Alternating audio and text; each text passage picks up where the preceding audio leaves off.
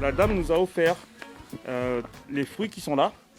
Et donc ça arrive souvent que des personnes nous ramènent des choses parce qu'ils estiment que l'action qu'on mène est bien. Et donc c'est aussi une autre forme de solidarité entre gens du coin.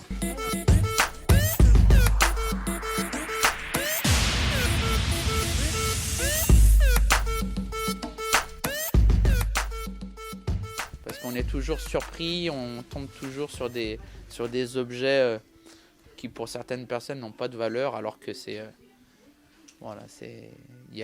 derrière chaque objet, il y a une petite histoire, il y a une anecdote. Voilà. Vous êtes ému en parlant de tout ça? Oui, parce que je pense, et c'est la première fois que je le dis face à une caméra, je pense être fétichiste. C'est-à-dire que derrière chaque objet, vêtement, il y a une anecdote, il y a une histoire. Et puis de jeter le vêtement ou l'objet, pour moi, c'est triste. Mais je pense que aussi c'est une maladie, parce que j'ai du mal à jeter. Comme un océan, des objets disparates sur 1500 mètres carrés. C'est la recyclerie au pied du groupe d'immeubles de l'Anneau. Tout est de la récupération. Comme une alternative à l'hyperconsommation, on entre dans l'entrepôt de la consommation responsable. C'est l'idée de 3 amis d'enfance, Alassane, Guillaume et Alexandre. On voulait que ça soit un lieu de vie. Là, depuis une semaine, en parallèle, il y a un café avec un four à pizza qui vient de se mettre en place.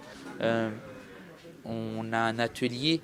Vous pourrez tout à l'heure voir et interviewer Simon, un des bénévoles et responsables de la réparation des vélos.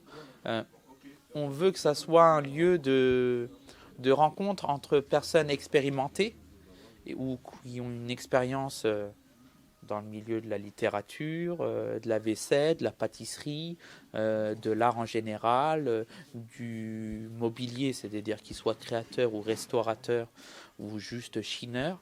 Et en gros, de fil en aiguille, comme ce qui se passe en ce moment, on est dans un échange. Et nous, c'est ce qu'on veut défendre. Nouvel art de vivre, chacun réinvente son mode de consommation. C'est une caverne d'Ali Baba où des chineurs dénichent des objets de seconde main. Regarde, comme ça, là, il est bon.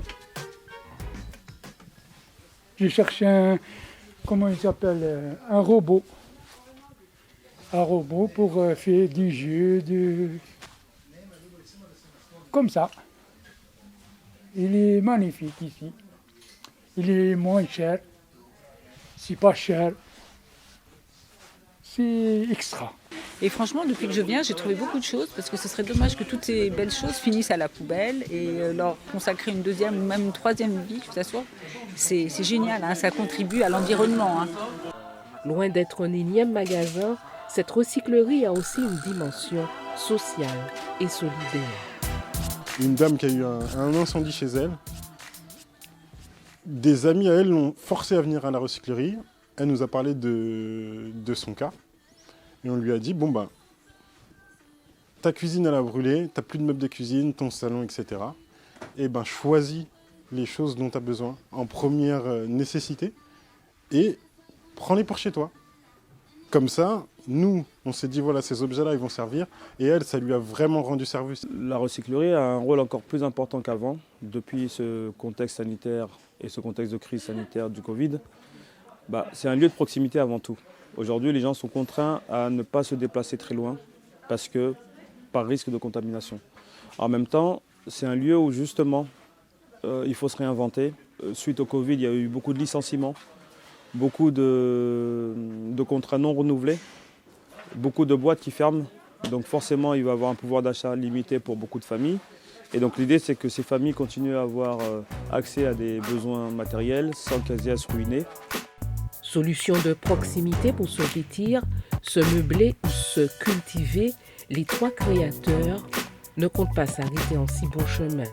Ils envisagent de transformer cette recyclerie en tiers-lieu où des savoir-faire vont être transmis. Ils vont développer des ateliers de réparation de vélos, de confection de vêtements ou d'électronique.